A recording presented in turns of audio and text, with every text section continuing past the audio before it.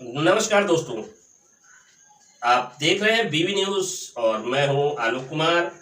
और आज हमारे स्टूडियो में जो शख्स है उनका नाम है कुंदन कुमार और मैं हूं औरंगाबाद में। और कुंदन कुमार जी बेसिकली शिक्षक अभ्यर्थी हैं। और कुंदन जी, स्वागत है आपका। धन्यवाद सर आपका। तो कुंदन जी, इस बार की बीपीएससी एग्जाम में जी आप बैठने वाले हैं, जो सातवां सातवां चरण है उसमें आप बैठेंगे। तो आज कुंदन जी से हम लोग बेसिकली बात करेंगे शिक्षक नियोजक नियमावली। कुंदन जी, जी अभी 2023 लगभग विगत एक महीना से ये चल रहा है और जब से ये नियमावली आया है तो ये विवादों में ही चल रहा है। तो मेरा सवाल आपसे ये है, आज आप बीबी न्यूज़ के स्टूडियो में हैं, जी जी कि आप इसको कैसे देखते हैं। पहला सवाल तो ये है कि आप इसको कैसे देखते हैं, और दूसरा जो सवाल है वो ये है कि नियमावली जो है उसमें इतने अमेंडमेंट्स, इतने संशोधन क्यों है। सर, इसका सबसे जो बुनियादी कारण है वो ये है कि सरकार खुद कंफ्यूज है कि करे क्या। उसको समझ में नहीं आ रहा है। शिक्षा के क्षेत्र को खिलौना बना चुका है और उसके साथ एक्सपेरिमेंट किया जा रहा है। हाँ। और जब कहा जाता है कि जब सरकार ही को समझ में ना आए कि क्या करना है, व्हाट टू डू, तो उस कंडीशन में वहाँ के अभ्यर्थी तो लाजमी ही परेशान होंगे ही होंगे। तो आज यही हो रहा है, सरकार खुद कंफ्यूज है कि आखिर कैसे इसको सही किया जाए। और उसका भुगतान जो है वो हम लोग सब अभ्यर्थी जो भी हैं वो भुगत रहे हैं। ठीक है, सरकार को पता ही नहीं चल पा रहा है कि हमें क्या सही है और क्या गलत है। मुझे लगता है कि लगातार संशोधन, रेगुलर संशोधन चल रहा है नियमावली में। अगर वो सटीक था तो इसे संशोधन नहीं, वो संशोधन अपनी नाकामियों को छिपाने के लिए किया जा रहा है। सरकार अपने दम पे कोई मजबूत ठोस कदम उठाने लायक नहीं है। इसे समझ नहीं आ पा रहा कि आखिर क्या किया जाए। एक केवल चेहरा चमकाने की बात है, पब्लिसिटी की बात है, पॉलिटिकल स्टंट है। ठीक है, क्योंकि सरकार को भी पता है कि अगर इस तरह से अमेंडमेंट लाएंगे अभ्यर्थी विरोध में आएंगे, कोर्ट केस करेंगे, मामला पेंडिंग में हो जाएगा और इसी को पेंडिंग में करके भुनाएंगे और अगले विधानसभा में हम इसको भुनाएंगे। मतलब आपको लगता है कि ये पॉलिटिकल स्टंट है, वो सरकार एक्चुअली में करना ही नहीं चाहती। नहीं, एकदम वो तो साफ नजर आ रही है। अगर आप एक बार नियम बनाते हैं तो एक नियम होनी चाहिए। तो हर एक 2 दिन पे 3 दिन पे आप बदल रहे हैं। इतना तो मौसम भी नहीं बदलता भारत में। जी बिल्कुल, इतना तो मौसम भी नहीं बदलता है भारत में। और कल हमारे शिक्षा मंत्री बिहार सरकार चंद्रशेखर जी इन्होंने एक नया मामला ये कर दिया कि कल डोमिसाइल नीति जो है वो अब बिहार में खत्म हो गया। तो इस पे क्या कहना चाहेंगे? बहुत बवाल मचा हुआ, कल से बहुत विवाद है, क्या इस पर कहेंगे? तो इसमें सरकार जो है बहुत, मतलब क्या बोला जाए, इसका सरकार का सोच देखिए कि हमारे बिहार के सभी लोग बाहर जाते हैं, मजदूर बनकर बाहर जाते हैं। ठीक है, और वहाँ के लोगों को यहाँ बुलाया जा रहा है। तो सरकार, देख सकते हैं आपकी सरकार क्या मंशा है, वो बैलेंस करने में लगी कि हमारा अगर बिहारी जो है जिसको मजदूर बनने पे हम कर दे रहे हैं और यहाँ से वहाँ जा रहा है, तो वहाँ के लोगों को यहाँ लाया जाए। क्या लगता है कहीं ना कहीं ये लोकसभा चुनाव का चुनावी स्टंट है? पूरा बोल तो रहे हैं, क्योंकि नीतीश जी कहीं ना कहीं प्रधानमंत्री के लिए भी उम्मीदवारी कर रहे हैं, देखा जा रहा है। एकदम यही बात है, ये पॉलिटिकल स्टंट ही है। तो ये पॉलिटिकल स्टंट है कि दूसरे राज्यों के जो लोग हैं उनको भी मिला के चलना और बिहार में आके नौकरी के लिए अवसर देना। पहले सर बिहार के युवा को तो नौकरी मिल जाए। हाँ बिल्कुल, पहले तो बिहार पर नहीं, पर इसमें चंद्रशेखर जी का कहना था कि रिक्तियां जो है वो भर नहीं पा रही थी। तो क्या लोगों ने यहाँ फॉर्म नहीं अप्लाई किया? रिक्तियां भरेंगी, ये कारण था? नहीं, रिक्तियां तो भरेंगी ही। भरने लायक पर नियम और सही से कदम तो उठाए। ठीक है, एक कदम ही नहीं सही से उठा पा रही सरकार। ये सरकार तो खुद कंफ्यूज में है कि किसके झोले में जाकर बैठना है। तो ये निर्णय क्या ले, सरकार खुद कंफ्यूजन में है कि किसके पाले में जाना है। तो आप अभ्यर्थी के नाते डोमिसाइल नीति को किस तरह से देखते हैं? क्या ये सही है या गलत है आपकी नजर में? मेरे नजर में एकदम गलत है। आपके आज का युवा बिहार का, क्यों आपके नजर में गलत क्यों?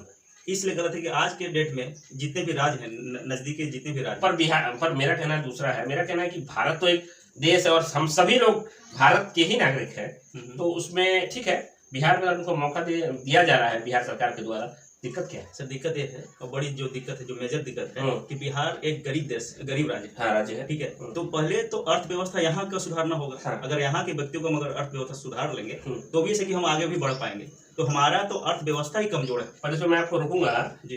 6 फरवरी 2018 के दैनिक जागरण, उत्तर प्रदेश के दैनिक जागरण में कैबिनेट का एक फैसला हुआ था, मीटिंग का, जिसमें योगी सरकार ने, योगी आदित्यनाथ ने दिया था कि स्टेटमेंट दिया था कि दूसरे राज्य के अभ्यर्थी भी अब शिक्षक पद के लिए भर्ती कर सकते हैं उत्तर प्रदेश में। तो उससे उत्तर प्रदेश वालों को दिक्कत नहीं हुई। तो हम बिहार वाले नहीं, वहाँ भी सर हंगामा हुआ था उस समय, वहाँ भी हंगामा हुआ था और यही हंगामा झारखंड में भी हुआ था। और आज देखिए कि झारखंड में भी नियम जो है वो बदल दिया गया है और यहाँ के बच्चे जो है वहाँ फॉर्म नहीं भर पाते हैं। वहाँ झारखंड में नियम लगाया है कि वहाँ जो 10th पास करेंगे जैक बोर्ड से वही एलिजिबल होंगे। अच्छा, दूसरी बात मैं एक बात आपसे पूछना चाहूंगा कि शिक्षा मंत्री का बयान आया है कि बेहतरीन गुणवत्तापूर्ण छात्राएं पूरे देश से जो बेरोजगार हैं और यहाँ परीक्षा में आकर सम्मिलित हो, तो क्या आपको क्या लगता है, आप लोगों में गुणवत्ता नहीं है क्या? गुणवत्ता सभी में है सर। और आप परीक्षार्थी हैं, आप एग्जाम देने वाले हैं, तो क्या लगता है यकीन मानिए गुणवत्ता जितने भी बिहार के युवा हैं सभी में गुणवत्ता है। कहीं ना कहीं उंगली उठती है बिहार के शिक्षा मंत्री पे, ठीक है, उन्हीं पे उंगली उठती है। उन्होंने कहना था कि English, math, science, physics, chemistry से टैलेंटेड लोग नहीं है। आज के डेट में सबसे ज्यादा अगर उत्पादन होता है बिहार में किसी भी चीज का तो IAS का उत्पादन होता है।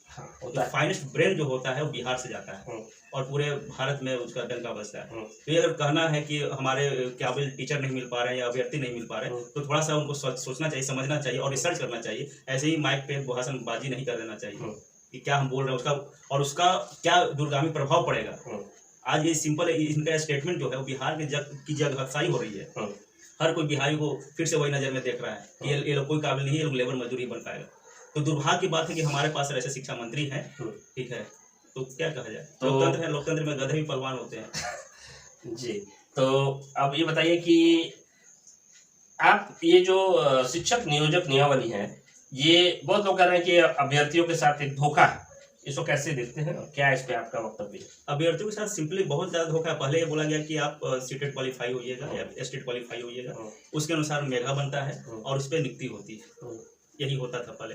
इसके बाद अब क्या किया गया कि अब आपको एक और एग्जाम देना पड़ेगा। तो जो ऑलरेडी से पहले से आर्ता लेकर बैठे हुए हैं और फिर से उनसे एग्जाम दिलवाना, ऐसा नहीं कि बच्चे डर रहे हैं एग्जाम से, लेकिन कहीं ना कहीं उनका मानसिक संतुलन जो खोते जा रहा है सर, धैर्य जो खोते जा रहा है, तो इमोशन जो है वो बच्चों में, अभ्यर्थियों में कम होती जा रही है। तो ये बार बार उनको परीक्षा से गुजारना ये सही चीज नहीं है। ये मेंटल स्ट्रेस, हाँ, मेंटल स्ट्रेस खूब बढ़ा हुआ है, सभी का बढ़ा हुआ है, जितने भी अभ्यर्थी हैं। अच्छा, अगर वो कहते हैं शिक्षा मंत्री की योग्य शिक्षक नहीं मिल पा रहे हैं, तो इस पे दोष किसका है?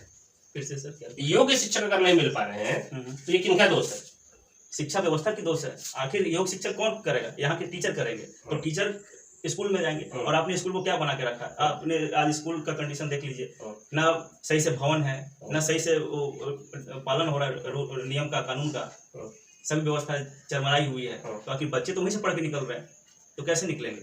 तो पहले की शिक्षा व्यवस्था और आज की शिक्षा व्यवस्था को आप कैसे देखते हैं? क्या आपको नहीं लगता है कि शिक्षा व्यवस्था में कुछ सुधार हो रहा है? हाँ, कुछ सुधार हो रहा है, डेफिनेटली कुछ सुधार हो रहा है, धीरे धीरे हो रहा है, लेकिन कुछ सुधार हो रहा है, इससे नकारा नहीं जा सकता है। सुधार हो रहा है और इसमें समय लगेगा। पर ये सरकार का सार्थक कदम नहीं है जो शिक्षक नियोजक नियमावली है।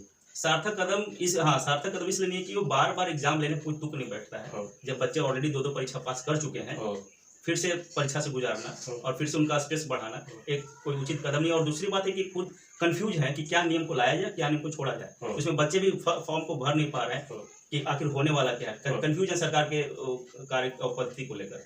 अच्छा, तो औरंगाबाद में आप रहते हैं, तो औरंगाबाद के जो अभ्यर्थी हैं वो कैसे देख रहे हैं? आपके मित्र साथी होंगे, सारे अभ्यर्थी होंगे, वो क्या सोच रहे हैं, किस तरह से देखते हैं? औरंगाबाद के सभी साथी तैयार है एग्जाम देने के लिए। वो 1 बार ले, 10 बार ले, 1000 बार ले। और औरंगाबाद की ही नहीं, पूरे बिहार का अभ्यर्थी तैयार है। बिहार में तो विरोध हो रहा है, कल वाले मैटर के बाद बहुत बड़ा विरोध हो गया। वही तो बोल रहे हैं कि अगर वो एग्जाम लेगा तो इसमें बोल रहे हैं कि यहाँ जितने भी अभ्यर्थी हैं उन्हें एग्जाम से 1 बार ले या 2 बार ले। जो व्यक्ति 1 बार एग्जाम पास कर लिया वो दूसरा बार भी पास करेगा, तीसरा बार भी पास कर लेगा। आप उसको कितनी भी परीक्षा से गुजार लीजिए, वो पास करेगा ही करेगा।